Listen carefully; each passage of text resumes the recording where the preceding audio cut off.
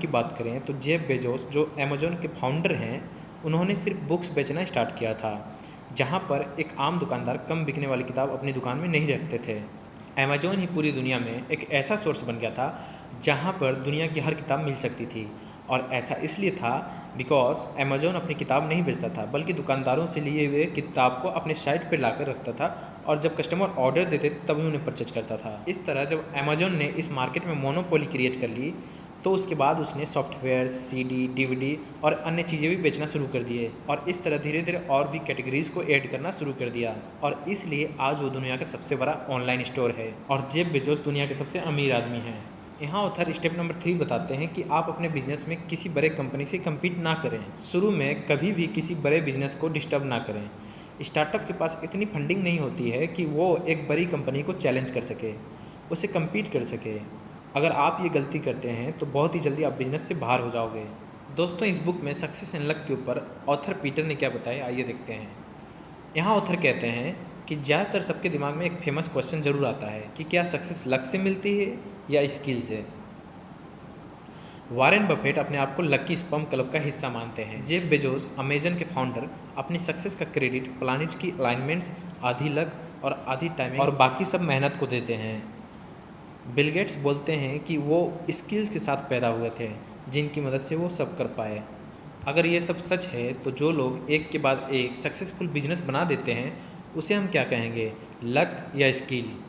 चलिए अगर मान लेते हैं ये सारी चीज़ें लक की बात है, अगर हमें साइंटिफिकली चेक करना हो कि फेसबुक लक की वजह से सक्सीड करी या स्किल की वजह से, तो 2004 में जब फेसबुक लॉन्च हुआ था तब हमें फेसबुक की 1000 कॉपीज़ बना के 1000 वर्ल्ड में चलानी पड़ती। मगर ये एक्सपेरिमेंट किया नहीं जा सकता क्योंकि फेसबुक की 1000 कॉपीज़ नहीं की जा सकती और ना ही हमारे पास 1000 वर्ल्ड हैं। बट अगर हम बात करें एप्पल के फाउंडर स्टीव जॉब्स की या ट्विटर के फाउंडर जैक डॉर्सी की या फिर टेस्ला और स्पेस एक्स के फाउंडर एलन मस्क की बात करें, तो इन सब ने एक के बाद एक सक्सेसफुल कंपनी खोली। इसे तो हम लक का नाम नहीं दे सकते। तो यहाँ ऐसा तो नहीं हो सकता कि एक बेस्ट टीम के सारे मेंबर्स एक साथ लकी हो गए हैं। और अगर आप फिर भी लक पर विश्वास करते हैं तो ये वीडियो देखने का कोई रीज़न ही नहीं है। फिर तो ये आपके लिए ऐसा है कि आप लोगों के लॉटरीज जीतने की कहानियाँ देख रहे हो। एट द एंड बस आप एक बात याद रखिए कि अगर आप ये मानेंगे कि सक्सेस स्किल से मिलती है तो आप उसके लिए मेहनत करेंगे और अपना फ्यूचर सेव कर सकेंगे। बट अगर आप फ्यूचर को एक लक के रूप में मानेंगे तो आप कभी भी हार्ड वर्क नहीं करेंगे और हार मानकर बैठ जाएंगे। यहाँ ऑथर सीक्रेट्स के बारे में क्या बताते हैं, आइए देखते हैं। ऑथर कहते हैं अगर हम सोचते हैं कि हम दुनिया को समझते हैं और हमें सब पता है तो हम 0 to 1 तक नहीं जा सकते। पीटर कहते हैं कि दुनिया में 3 तरीके के आइडियाज़ हैं। फर्स्ट, कन्वेंशनल, जो सबको पता है और सब उन बातों को मानते हैं।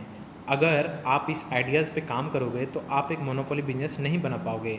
फॉर एग्जांपल, अगर आप 18th सेंचुरी में होते तो आप बोल सकते थे कि मुझे दुनिया की खोज करनी है, मुझे देखना है कि समुद्र के उस पार क्या है, और शायद आपको कोई नया देश मिल जाता। लेकिन अगर आज आप इस खोज पे निकलते हो तो आपको कुछ नहीं मिलेगा। यहाँ पे सेकेंड आइडियाज़ जो हैं जिन्हें हम मिस्ट्रीज़ बोलते हैं, उन्हें सॉल्व करना बहुत ही मुश्किल है। फॉर एग्जांपल, साइंटिस्ट यूनिवर्स को समझने के लिए स्ट्रिंग थ्योरी का इस्तेमाल करते हैं, लेकिन हम इस पर कोई एक्सपेरिमेंट नहीं कर सकते और इसे सॉल्व करना ऑलमोस्ट इम्पॉसिबल है। ऐसे आइडियाज़ पर भी काम करना बेवकूफ़ी है। एंड थर्ड आइडियाज़ है कन्वेंशनल आइडियाज़ और मिस्ट्रीज़ के बीच के आइडियाज़।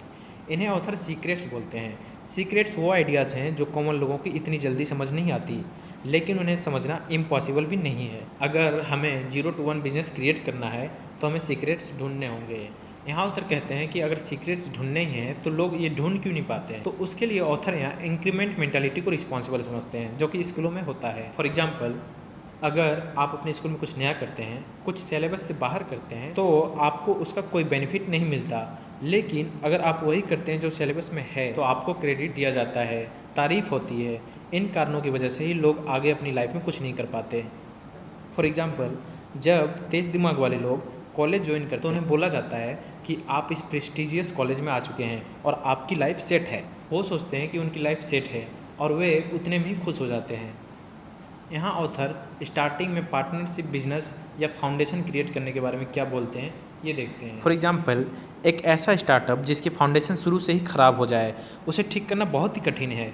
शुरू की गलतियों को सुधारना बहुत ही मुश्किल होती है। जैसे कि अगर आप एक गलत पार्टनर के साथ बिजनेस कर लेते हैं तो उसे सुधारना बहुत ही मुश्किल है।